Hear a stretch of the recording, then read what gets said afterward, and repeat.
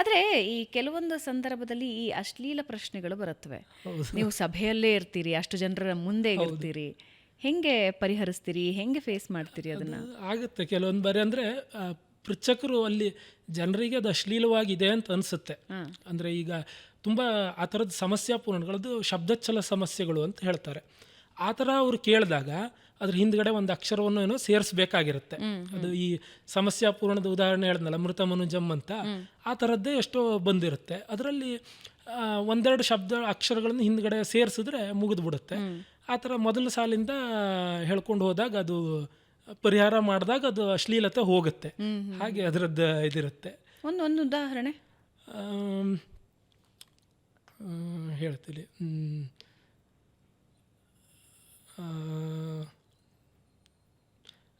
ತೀರಾ ಅಶ್ಲೀಲ ಆಗ್ಬಿಡುತ್ತೆ ಅಂತ ವಿಚಾರ ಮಾಡ್ತೇನೆ, ಮತ್ತೆ ಸೆನ್ಸಾರ್ ಕಟ್ ಹಾಕಬೇಕಾಗುತ್ತೆ ಅಂತ.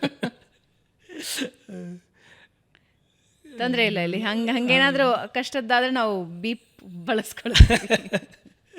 ಆಗಲಿ. ಅದು ನಾನು ಈ ಶತಾವಧಾನದಲ್ಲಿ ನೀವು ಏನು ಕೇಳಿದ್ರಿ ಅಂತ ಕೇಳಿದ್ರಲ್ಲ, ಅವಾಗ ಮೊದಲನೇ ಇವರು ಪೃಚ್ಛಕನಾಗಿ ಬಂದಾಗ ನಾನು ಆವಾಗ ಕೇಳಿದ್ದೆ, ಸ್ತನ ಕೈಯೊಳು ರಾಜಿಸುತ್ತಿರವಲಂ ತೋಷಗೊಂಡಿರ್ದನಾತಮ್ ಅಂತ ಸಮಸ್ಯೆ.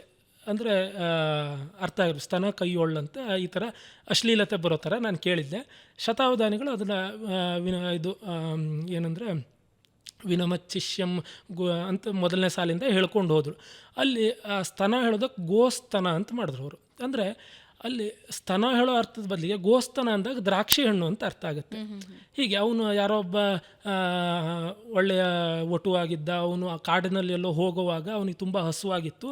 ಆ ಸಂದರ್ಭದಲ್ಲಿ ಅವನು ಏನಾದರೂ ತಿನ್ನೋದಕ್ಕೆ ಸಿಗುತ್ತಾ ಅಂತ ನೋಡ್ತಾ ಇರುವಾಗ ಗೋಸ್ತನ ದ್ರಾಕ್ಷಿ ಹಣ್ಣು ಸಿಕ್ತು ಅವನಿಗೆ. ಹಾಗಾಗಿ ಅವನು ಅದ್ರ ತಿಂದು ಸಂತೋಷಪಟ್ಟ ಅಂತ ಆ ಸಮಸ್ಯೆ ಪರಿಹಾರ ಮಾಡಿದ್ರು. ಈ ಥರ ಇದು.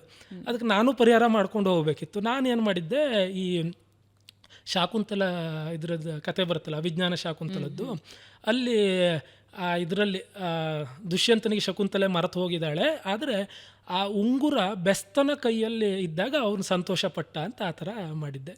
ಈ ಥರ ಶಬ್ದಚ್ಛಲ ಒಂದು ಅಕ್ಷರ ಹಿಂದೆ ಮುಂದೆ ಸೇರಿಸೋದಾಗುತ್ತೆ, ಈ ಥರ ಆಗುತ್ತೆ. ಈಗ ಅವಧಾನ ಮಾಡಬೇಕು ಅಂದರೆ ಸಂಪ್ರದಾಯಗಳನ್ನು ಓದ್ಕೊಂಡಿರಬೇಕು, ಅಥವಾ ಹಿಂದಿನ ಸಾಹಿತ್ಯಗಳನ್ನು ಓದ್ಕೊಂಡಿರಬೇಕು, ಕಾವ್ಯಗಳನ್ನು ಓದ್ಕೊಂಡಿರಬೇಕು. ಗಣೇಶ್ ಅವರ ಎಜುಕೇಷನ್ ಕ್ವಾಲಿಫಿಕೇಶನ್ ಏನು ಓದ್ಕೊಂಡಿದ್ದೀರಿ ಅಂತ ಒಂದು ಚೂರು ಪರಿಚಯ ಮಾಡ್ಬೋದಾ? ನಂದು ಇಂಜಿನಿಯರಿಂಗ್ ಬ್ಯಾಕ್ಗ್ರೌಂಡು. ಅದೇ ಇಂಜಿನಿಯರಿಂಗ್ ವಿದ್ಯಾರ್ಥಿ ಆಗಿದ್ದಾಗ ನೀವು ಪೃಚ್ಛಕರಾಗಿ ಹೋಗಿದ್ರಿ ಅಂತ ಹೇಳಿದ್ರಿ, ಅಂದ್ರೆ ಶತಾವಧಾನಿಗಳನ್ನ ಭೇಟಿಯಾಗಿದ್ರಿ ಅಂತ ಹೇಳಿದ್ರಿ. ಆದ್ರೆ ಅಲ್ಲಿಂದ ಇಲ್ಲಿಗೆ ಪಯಣ ಹೆಂಗೆ? ಕಾವ್ಯದಲ್ಲ ಆಸಕ್ತಿ, ಪದ್ಯ ರಚನೆ ಮಾಡ್ತಾ ಇದ್ದೆ ಮೊದಲೇ. ಅದೇ ಹೇಳಿದ್ನಲ್ಲ, 5ನೇ ಕ್ಲಾಸ್ 6ನೇ ಕ್ಲಾಸಿಂದನೇ ಪದ್ಯ ರಚನೆ ಎಲ್ಲ ಮಾಡ್ಕೋತಿದ್ದೆ. ನನ್ನ ಸ್ನೇಹಿತ ಒಬ್ಬ ಇದ್ದ, ಅವನು ಆವಾಗಿನ್ನೂ ನನಗೆ ಛಂದಸ್ಸು ಇದು ಗೊತ್ತಿರಲಿಲ್ಲ 5ನೇ ಕ್ಲಾಸಲ್ಲಿ. ಅವನು ನಿನ್ನ ಪದ್ಯಕ್ಕೆಲ್ಲ ಛಂದಸ್ಸಿಲ್ಲ ಅಂತಂದ. ಅವನು 8ನೇ ಕ್ಲಾಸು, ನಾನು 5ನೇ ಕ್ಲಾಸು. ಅವನಿಗೆ ಛಂದಸ್ಸಿನ ಇದು ಪಾಠಗಳು ಶುರುವಾಗಿದ್ದು, ನನಗೆ ಗೊತ್ತಿಲ್ಲ. ಅವನಿಗೂ ಛಂದಸ್ಸಿನ ಬಗ್ಗೆ ಏನು ವಿಶೇಷ ಗೊತ್ತಿರಲಿಲ್ಲ, ಆದರೆ ಪದ್ಯ ಅಂದಮೇಲೆ ಛಂದಸ್ಸಿರಬೇಕು ಅಂತ ಅವ್ನು ಹೇಳ್ದೆ. ಆವಾಗ ನನಗೆ ಶುರು ಆಯಿತು, ಛಂದಸ್ಸು ಅಂದ್ರೆ ಏನು ಈ ಥರ.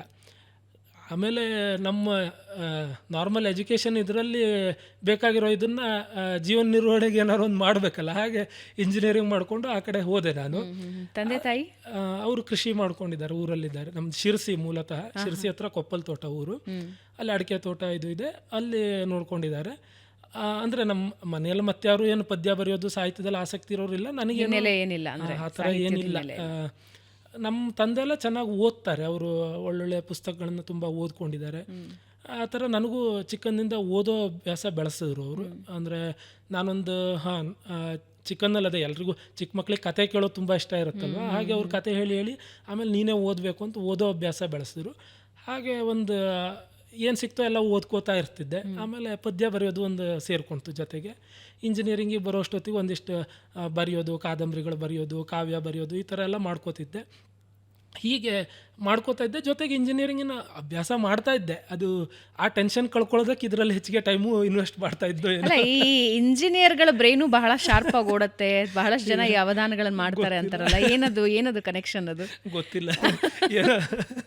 ಅದು ಬಹುಶಃ ಅದೇ ಒಂದಿಷ್ಟು ಈ ಪ್ರಾಬ್ಲಮ್ ಸಾಲ್ವಿಂಗ್ ಟೆಕ್ನಿಕ್ಸ್ ಇದೆಯಲ್ಲ, ಅದೇನೋ ಇಂಜಿನಿಯರಿಂಗಲ್ಲಿ ಸ್ವಲ್ಪ ಹೆಚ್ಚಿಗೆ ಬರುತ್ತೆ ಏನೋ ಗೊತ್ತಿಲ್ಲ. ಹಾಗೆ ಮತ್ತು ಆ ಒಂದು ಇದು ಬಂದಾಗ, ನಮ್ಮ ಡಿಗ್ರಿಗಳು ಇತ್ಯಾದಿಗಳೆಲ್ಲ ಬಂದಾಗ ಅದರಲ್ಲಿ ತುಂಬ ಏನು ಕಷ್ಟ ಅನ್ನೋ ಥರದ್ದು ಇರೋಲ್ಲ. ಅದು ನಮಗೊಂದು ಸ್ವಲ್ಪ ಒಂದು ಅದರ ಹಿಡಿತ ಸಿಕ್ಕಿದ ಮೇಲೆ ಒಂದು ಸ್ವಲ್ಪ ಹೇಗೋ ಓದ್ಕೊಂಡು ಪಾಸ್ ಆಗ್ಬೋದು ಅವಳು ಧೈರ್ಯ ಬಂದಮೇಲೆ ಆವಾಗ ನಮ್ಮ ಟೈಮನ್ನು ಇದಕ್ಕೆ ಸ್ವಲ್ಪ ಜಾಸ್ತಿ ಕೊಟ್ಟು ಈ ಥರ ಆಗಿರೋದು ಅಷ್ಟೇ.